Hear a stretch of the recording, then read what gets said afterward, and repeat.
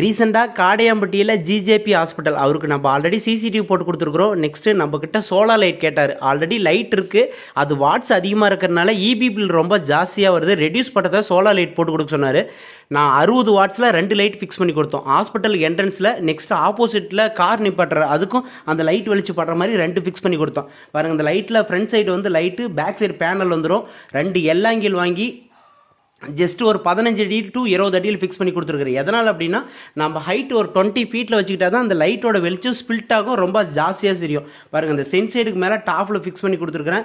இந்த light water proof, எதர் proof வந்துடும். Next வந்து ரிமோட் கண்ட்ரோல் வந்துடும். நான் எப்படி கான்ஃபிகர் பண்ணியிருக்கிறேன்னா, ஈவினிங் 6 மணிலேருந்து மார்னிங் 6 மணி வரைக்கும் உட்கார மாதிரி பண்ணியிருக்கிறேன். அது இல்லாமல் ரிமோட் கண்ட்ரோல் கொடுத்துருவாங்க. நம்ம வேணுன்னா ஆன் ஆஃப் பண்ணிக்கலாம். ரொம்ப இபி பில் ரெடியூஸ் பண்ணி கொடுப்போம். இது மாதிரி உங்களுக்கு சோலார் லைட் வேணால் சொல்லுங்கள், நம்ம ஃபிக்ஸ் பண்ணி கொடுப்போம். ஜஸ்ட்டு 2 ஹவர் சார்ஜ் ஆனால் இந்த லைட்டு 10 மணி நேரம் ஒர்க் ஆகும். இது ரிமோட் கண்ட்ரோல் இருக்குது.